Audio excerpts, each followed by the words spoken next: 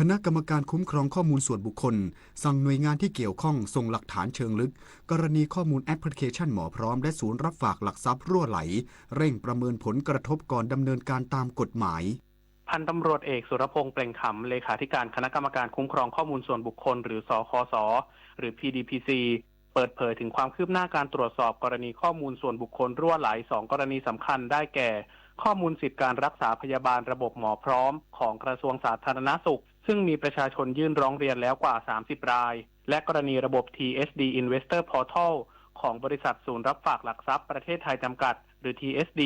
ที่มีข้อมูลผู้ใช้บริการรั่วไหลราว 200,000 รายโดยสคสได้สั่งการให้ทั้ง2หน่วยงานเร่งนำส่งข้อมูลคำชี้แจงและพยานหลักฐานทางเทคนิคเชิงลึกเพิ่มเติมเพื่อตรวจสอบสาเหตุขอบเขตผลกระทบมาตรการรักษาความมั่นคงปลอดภัยการเยียวยาและการแจ้งเตือนประชาชนตามข้อกำหนดของพระราชบัญญัติคุ้มครองข้อมูลส่วนบุคคลหรือ PDPA อย่างเคร่งครัดทั้งนี้สคสย้ำว่าการแถลงข่าวต่อสาธารณะยังไม่เพียงพอแต่ต้องมีหลักฐานเอกสารที่ตรวจสอบย้อนกลับได้เพื่อพิสูจน์ความรับผิดชอบขององค์กรซึ่งหากพบว่ามีข้อบกพร่องหรือไม่ปฏิบัติตามกฎหมายสคสจะพิจารณาดำเนินการตามอำนาจหน้าที่อย่างเด็ดขาดเพื่อปกป้องสิทธิของประชาชนปฏิพล สารพรหมารายงานจังหวัดพะเยาเชิญชวนพุทธศาสนิกชนและนักท่องเที่ยวร่วมงานเวียนเทียนทางน้ำกลางกวานพะเยาสัมผัสความมหัศจรรย์หนึ่งเดียวในโลกเนื่องในวันอาสาฬหบูชาประจำปี 2569นางสาวออนอาภาโลวีระผู้ว่าราชการจังหวัดพะเยาเชิญชวนพุทธศาสนิกชนและนักท่องเที่ยวร่วมสัมผัสความมหัศจรรย์หนึ่งเดียวในโลกในงานเวียนเทียนทางน้ำกลางกว้านพะเยาเนื่องในวันอาสาฬหบูชาประจำปี 2569 ในวันพฤหัสบดีที่ 29 กรกฎาคม 2569 เวลา 18 นาฬิกาเป็นต้นไปณวัดติโลกอารามซึ่งเป็นวัดโบราณอายุกว่า 500 ปีกลางกว้านพะเยากิจกรรมนี้ประกอบด้วยการแสดงแสงสีเสียงและศิลปะวัฒนธรรมล้านนาตระการตาพร้อมร่วมหลอมรวมจิตศรัทธานั่งเรือเวียนเทียนถวายเป็นพุทธบูชากลางผืนน้ำกว้านพะเยาทั้งนี้ผู้ว่าราชการจังหวัดเน้นย้ำถึงมาตรการรักษาความปลอดภัยที่รัดกุมอาทิการควบคุมจำนวนผู้โดยสารการจัดเจ้าหน้าที่ประจำท่าเรือและอุปกรณ์รองรับเหตุฉุกเฉินเพื่อสร้างความมั่นใจแก่ผู้ร่วมงานและยกระดับประเพณีสำคัญของจังหวัดเสริมสร้างเศรษฐกิจและการท่องเที่ยวควบคู่กับการสืบสานวัฒนธรรมประเพณีที่ดีงามให้คงอยู่สืบไปวินัยใจกว้างสวท.พะเยารายงานศาลสหรัฐอเมริกาพิพากษาจำคุกตลอดชีวิตเยาวชนที่ก่อเหตุกราดยิงโรงเรียนในรัฐจอร์เจียจนทำให้มีผู้เสียชีวิต 4 รายศาลรัฐจอร์เจียของสหรัฐอเมริกาพิพากษาจำคุกตลอดชีวิตโดยไม่มีสิทธิ์ได้รับการพักโทษแก่เยาวชนวัย 16 ปีผู้ก่อเหตุกราดยิงโรงเรียนมัธยมอาพาลาซีรัฐจอร์เจียเมื่อวันที่ 4 กันยายน 2567 ส่งผลให้มีผู้เสียชีวิตทั้งหมด 4 รายเป็นครู 2 รายและนักเรียน 2 รายรวมถึงมีผู้ได้รับบาดเจ็บอีก 9 รายโดยผู้ก่อเหตุรับสารภาพในข้อกล่าวหารวม 55 กระทงซึ่งรวมถึงข้อหาฆาตกรรมพนักงานสอบสวนให้การต่อศาลว่าเยาวชนรายดังกล่าวชื่นชอบผู้ก่อการร้ายกราดยิงหลายคดีและเคยพูดคุยทางออนไลน์ว่าเขาต้องการมีชื่อเสียงจากการก่อเหตุกราดยิงในโรงเรียนขณะที่ครอบครัวผู้ก่อเหตุระบุว่าผู้ก่อเหตุเติบโตมาในครอบครัวที่มีปัญหาและขาดการดูแลที่เหมาะสมอย่างไรก็ตามผู้พิพากษาชี้ว่าแม้จำเลยจะเผชิญปัญหาครอบครัวแต่ไม่อาจทำให้จำเลยพ้นจากความรับผิดในการก่อเหตุกราดยิงครั้งนี้ได้ปิดน้ำกันวันนี้เพื่อชีวีที่ดีกว่าปิดไฟกันเถิดหนาเพื่อชีวาลูกหลานไทยจบข่าวธราวุฒิวิชัยดิษฐ์อ่านรับฟังข่าวครั้งต่อไปเวลา 15 นาฬิกาครับติดตามข่าวที่นำเสนอไปแล้วได้ที่ www.thainews.prd.go.th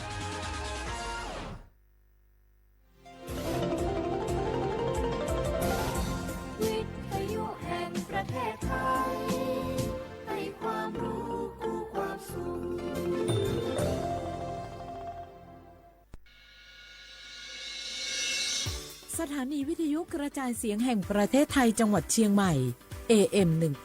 1476 กิโลเฮิรตซ์สถานีวิทยุภาคภาษาชาติพันธุ์แห่งเดียวในประเทศไทยที่มีความทันสมัยเชื่อถือได้สร้างอัตลักษณ์กลุ่มชาติพันธุ์สู่สากล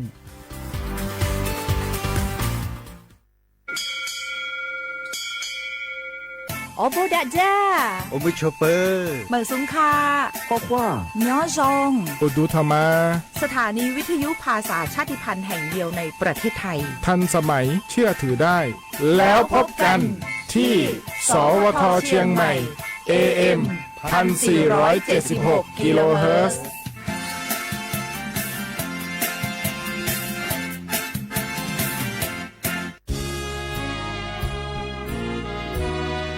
พระบารมีปกเกล้าเพื่อปวงชนชาวไทยจากพระราชกรณียกิจนานับประการที่พระบาทสมเด็จพระเจ้าอยู่หัวและพระบรมวงศานุวงศ์ทรงทุ่มเทพระวรกายทรงงานอย่างไม่เหน็ดเหนื่อยเพื่อประโยชน์สุขของประสบนิกรจากโครงการหลวงสู่การพัฒนาแหล่งน้ำส่งเสริมการศึกษาและด้านสาธารณสุขที่มุ่งเน้นการพึ่งพาตนเองและการพัฒนาอย่างยั่งยืนทุกย่างพระบาทคือการทรงงานทุกพระราชดำริคือพลังแห่งการพัฒนาเพราะประชาชนคือหัวใจของแผ่นดินร่วมเสริมสร้างความรักในสถาบันหลักของชาติโดยสำนักงานประชาสัมพันธ์ที่ 3 กรมประชาสัมพันธ์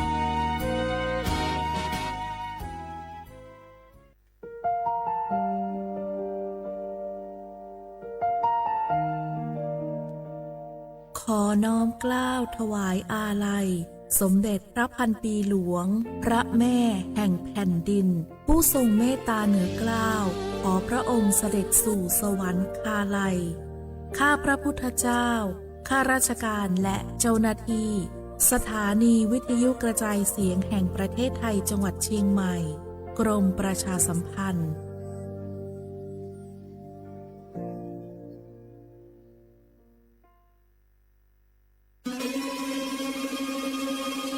ก้าวสำคัญมาถึงแล้วเจียงใหม่นครหลวงของล้านนา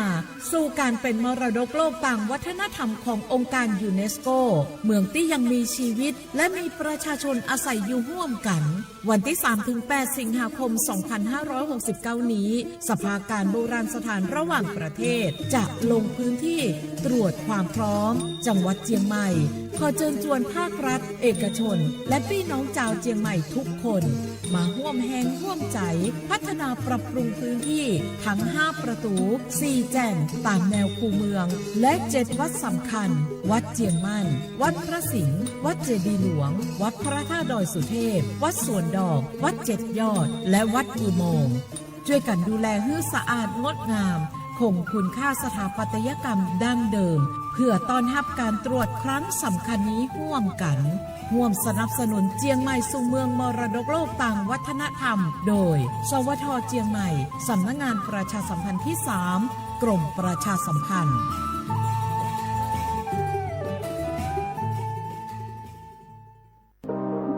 ร่วมเป็นเจ้าภาพงานระดับโลกจัดขึ้นในประเทศไทยการประชุมสภาผู้ว่าการกองทุนการเงินระหว่างประเทศและกลุ่มธนาคารโลก 12-18 ตุลาคมณศูนย์การประชุมแห่งชาติสิริกิติ์ด้วยแนวคิดโลกทัศน์ใหม่ของไทยเพิ่มศักยภาพคนสร้างภูมิคุ้มกันในโลกที่ท้าทายมาร่วมเป็นส่วนหนึ่งของการประชุมครั้งประวัติศาสตร์เพื่อปรับตัวสู่อนาคตร่วมกันอย่างมั่นคง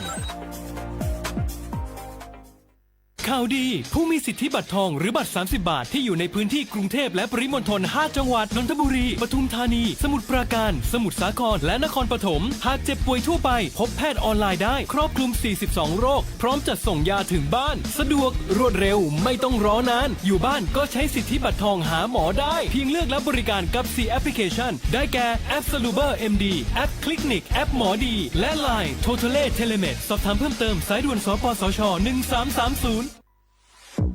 ใช้สิทธิ์บัตรทองเข้ารับการรักษาที่คลินิกแพทย์แผนไทย30 บาทรักษาทุกที่ได้ง่ายๆทั้งนวดประคบอบสมุนไพรใช้แค่บัตรประชาชนไม่เสียค่าใช้จ่ายสอบถามเพิ่มเติมโทรสายด่วนสปสช1330 30 บาทรักษาทุกที่สิทธิตามกฎหมายของคนไทยให้แพทย์แผนไทยดูแลสุขภาพคุณ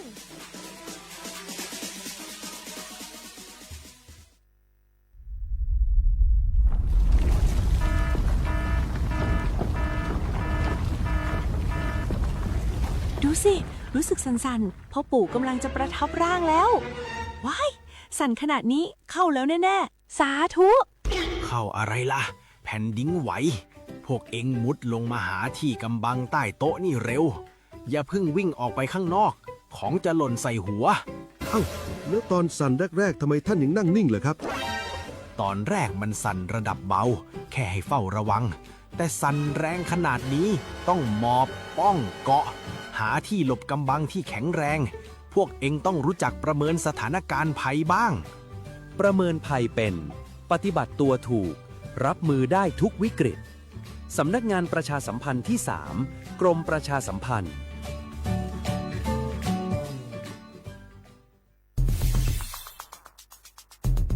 แค่ 3 ปี ความเสียหายจากอาชญากรรมไซเบอร์ของคนไทย พุ่งทะลุถึง 94,000 ล้านบาท หรือเฉลี่ยปีละ 30,000 ล้านบาท ทุก 1 ชั่วโมง เราเสียเงินกว่า 3.4 ล้านบาท ให้กับมิจฉาชีพออนไลน์ โจรไม่เห็นใจคนอาชีพไหน อายุเท่าไหร่ สถานะทางการเงินแบบใด หมอ พ่อค้า นักธุรกิจ นักเรียนแม่บ้าน ข้าราชการเกษียณ ทุกคนตกเป็นเหยื่อได้เสมอ และวันหนึ่งอาจเป็นคุณหรือคนที่คุณรัก เพราะจุดอ่อนร่วมของเหยื่อคือความเร่งรีบ ขาดสติ หรือแม้แต่บางครั้งก็เกิดความโลภจนเกินไป อย่าปล่อยให้การกดคลิกเดียว ลิงก์เดียวทำให้โจรยิ้มกว้าง วันนี้ถึงเวลาแล้ว ที่คนไทยทุกคนจะต้องร่วมมือกัน สร้างภูมิคุ้มกันอาชญากรรมไซเบอร์ ช่วยกันหยุดก่อนที่ภัยไซเบอร์จะทำให้คนที่คุณรัก และตัวคุณเองกลายเป็นเหยื่อ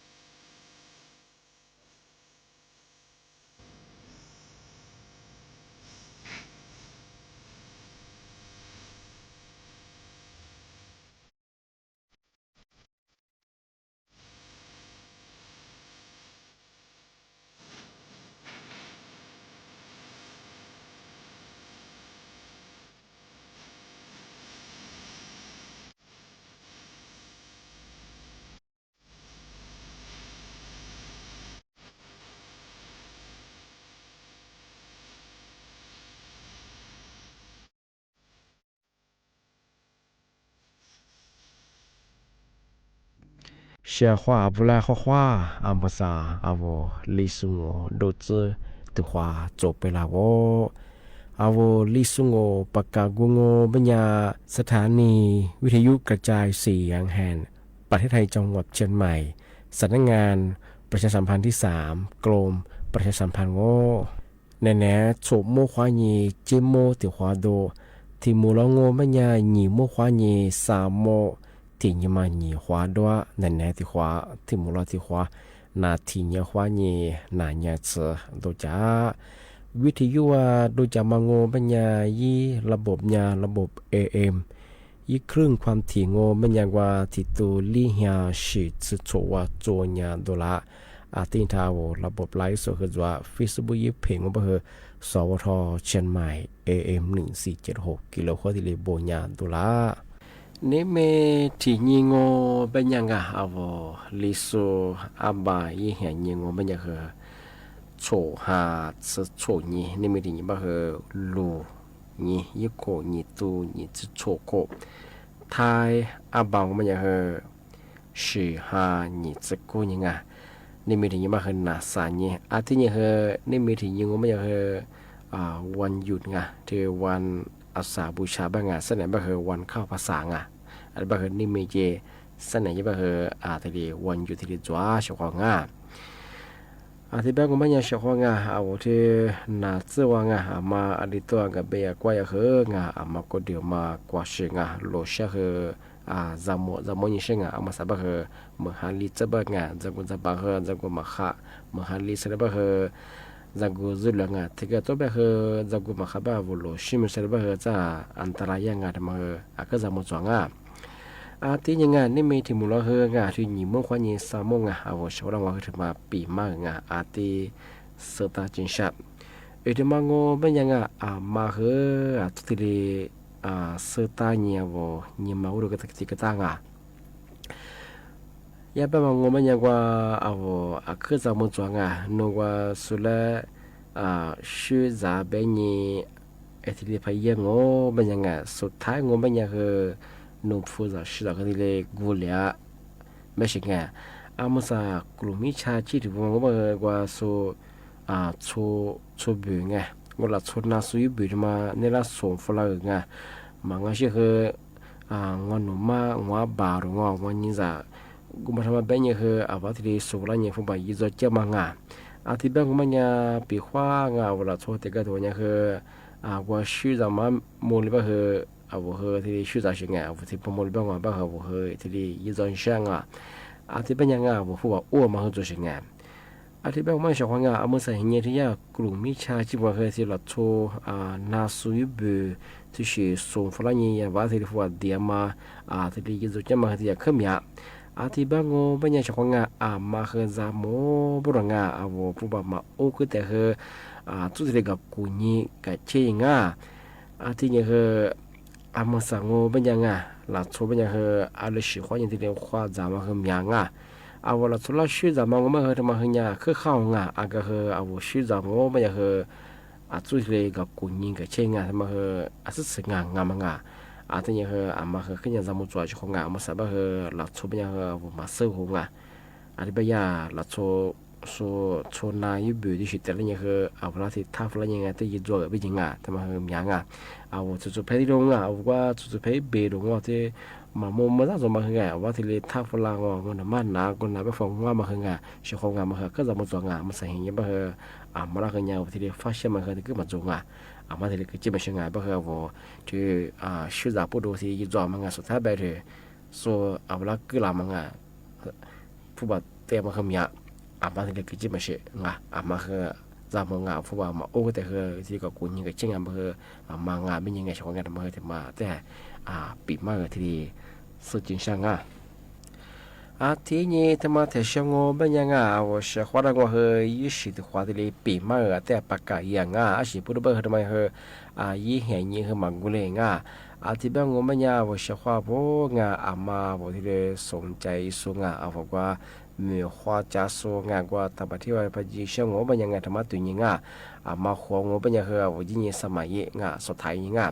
ท เทอมสายารัฐบาลงากระทรวงแรงงานถึงมาทีเดประกาศฝรั่งเอามาสั่งบางยาเอาไทยเหมือนสุดาทีเดมีสุทีเดลัสมังทีเดยาบดงานยี่ห้ายี่จังหวัดเชียงของบับฟิงบางอย่างคือยูตัวมาคือยี่มือลิตัวคนยังคือลีมือลิตัวสุทีเดเปียบดงที่บางอย่างสมัยยังมาบางอย่างที่นี่มีคนยังคือซาซที่เนี่ยจะบอกที่เสนอว่ายังสืบเปียงที่เสียหายคนเนี่ยว่าที่บ้านบอกว่าสมัยยังมาโง่บางอย่างกว่าสมัครผ่านออนไลน์ง่ายที่ยังกว่ายี่เว็บไซต์จ้ะว่าแบ่งยี่เว็บไซต์โง่บางอย่างคือ toea.doe.go.th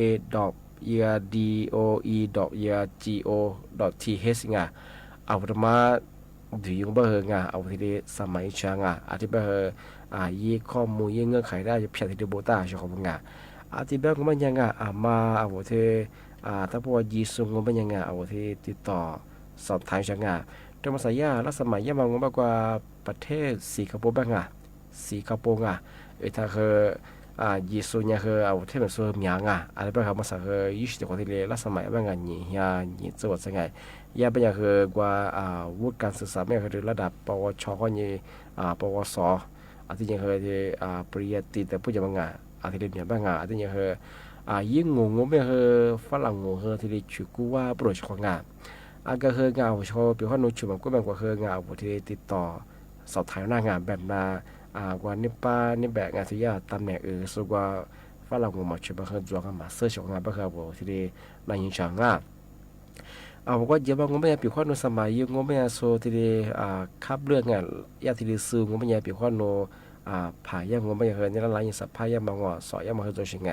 ปีข้อนูพิอาที่ได้ยูบ้างคืองานนูผ่ายยูบ้างคือจากกูฝึกฮิบฝึกขึ้นนุ่มว่าเฉลี่ยช่องงานทำไมดอกว่าในจ้างมาคือที่เบื่อบ้างยาโคเตะไปชิงไงที่นี่จากกูอีตากูสุดเพียที่ขว้างบ้างที่บ้านช่องงานมาปีขว้างว่าที่ธรรมดาสนใจสมัยงานที่ละทายเว็บไซต์ว่าดูยังที่ติดต่อสอบถามมาเที่ยวที่สมัยช่องงานทำมาที่มาปีมาช่องงานบ้างที่เห็นอย่างคือเชื่อหาศาสตร์สถิติสิบแปดงานที่สมัยบางมาเคยทำไม่ได้งานปีขว้างมาสนใจสู้มาในช่วงบ้างที่ดีสุดท้ายที่ดีกดไลค์กดแชร์เยอะช่องงาน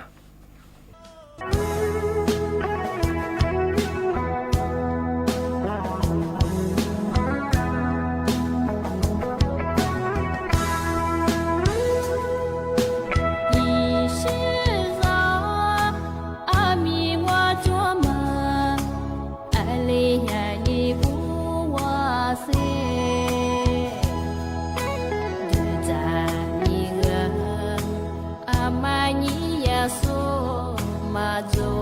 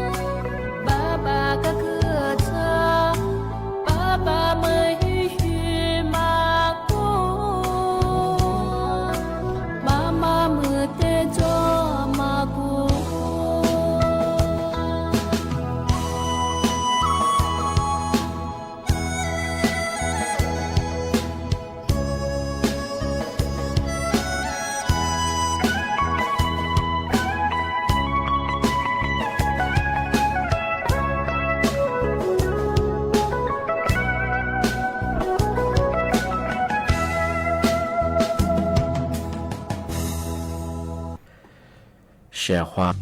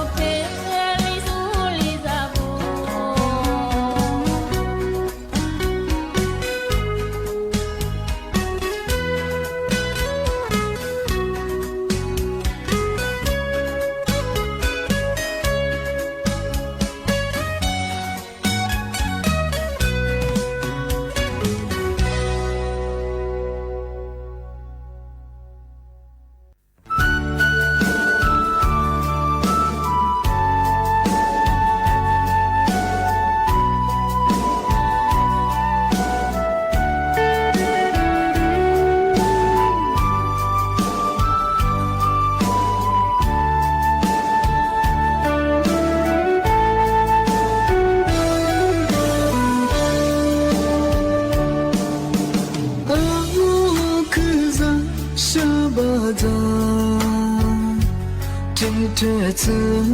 努力我冇买单，别的梦黑你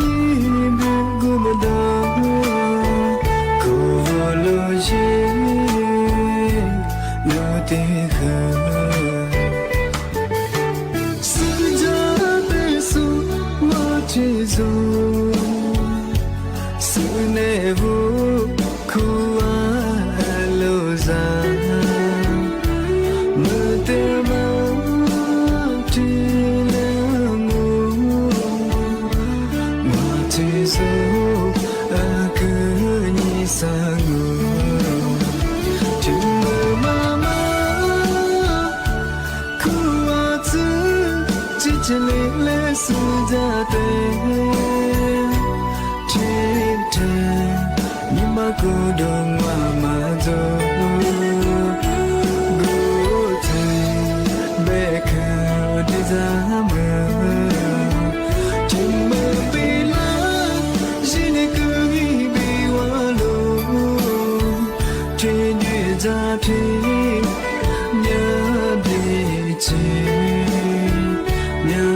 Solo Hãy subscribe cho kênh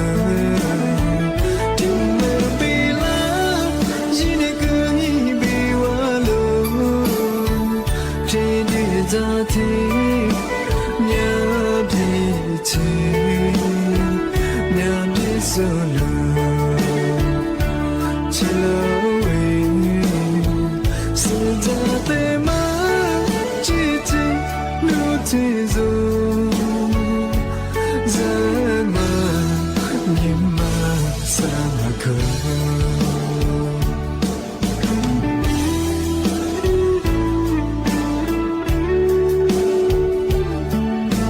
Gõ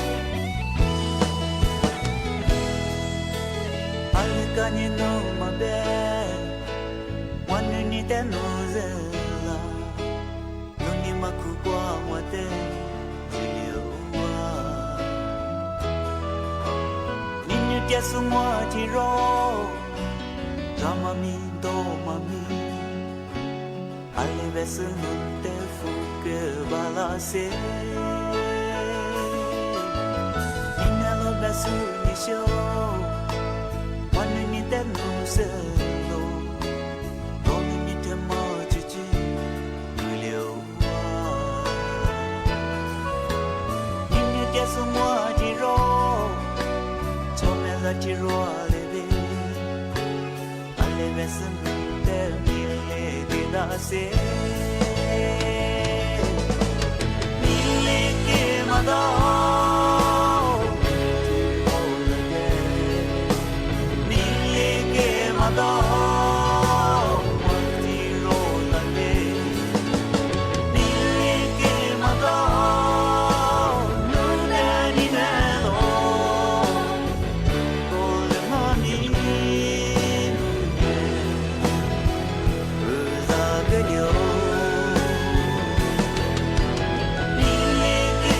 lỡ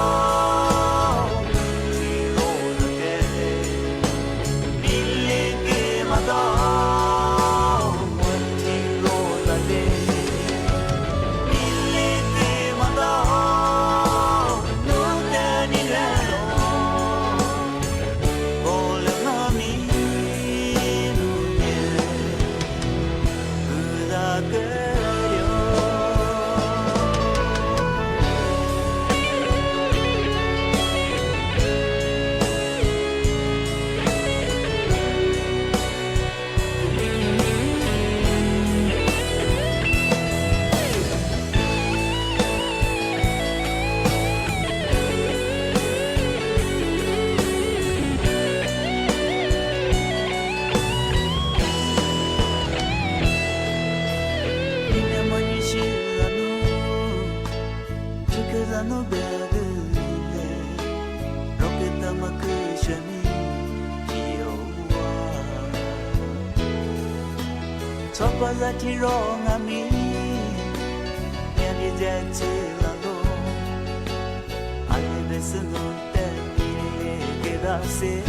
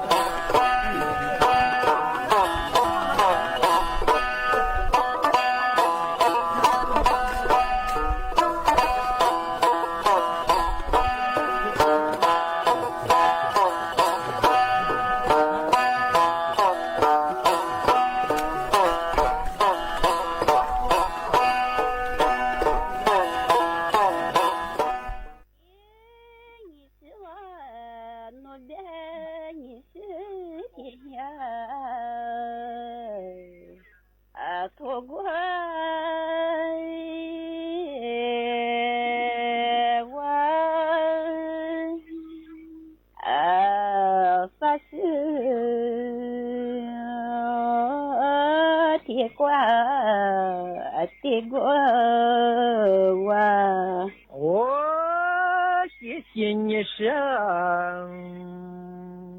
你我是我是妻子过一多子来过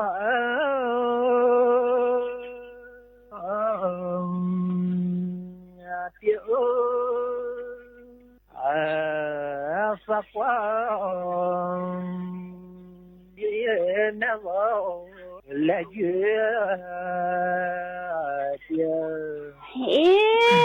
nhị xưa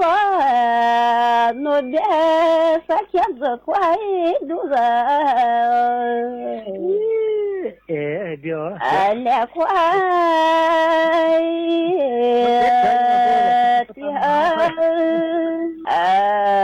ya quay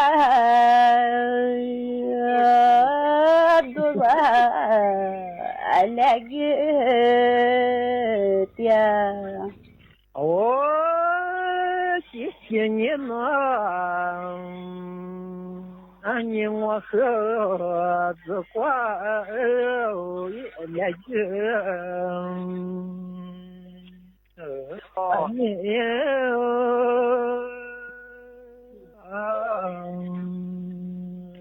子花来就。的毛三呀子，我别拿我的个来块的毛，三呀子，来个。的嘛，三呀子，谢谢你呢，你和三年我的多，也别走，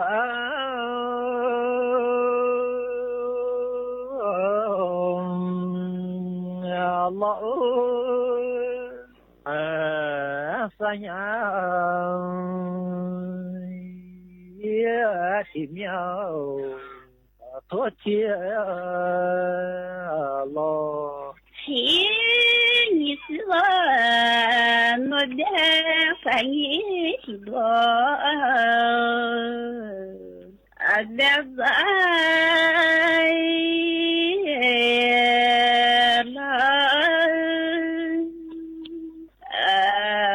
三呀，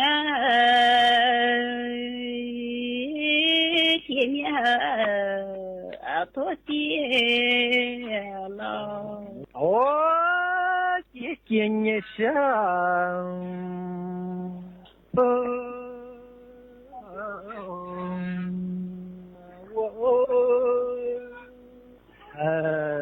多结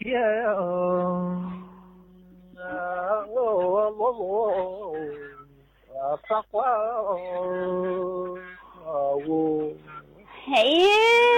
你是我诺的在么子乖我多爹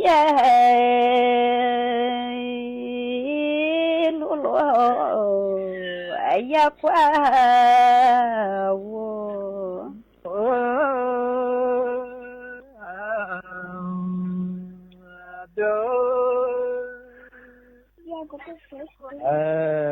也讲别我妈呀就。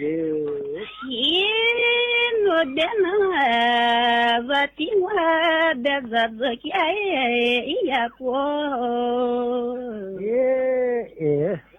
马做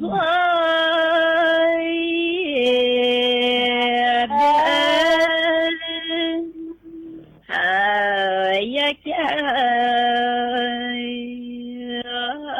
阿罗阿妈呀的。谢谢你呢，我们你的自家也红，哈利啦，哈利，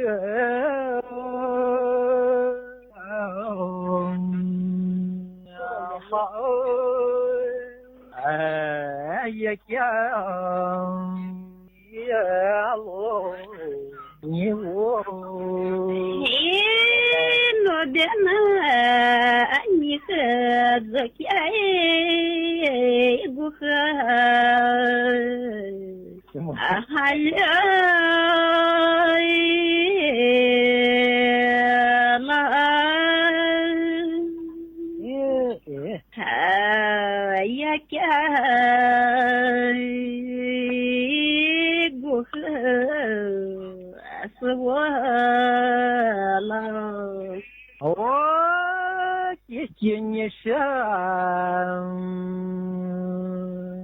А не за мой дня, а масса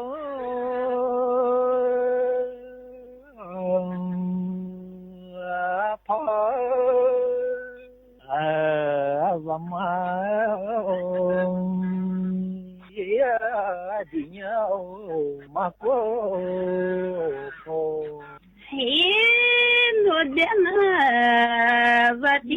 ай за мои дня,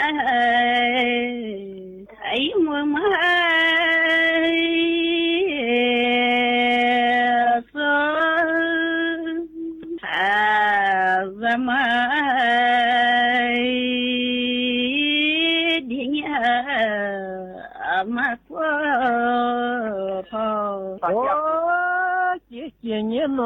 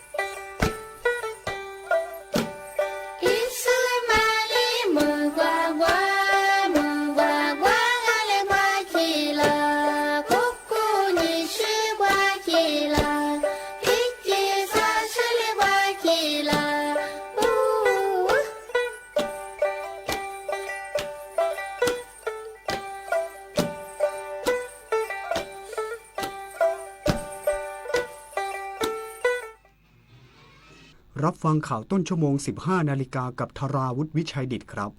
กระทรวงการต่างประเทศประสานติดตามเบาะแส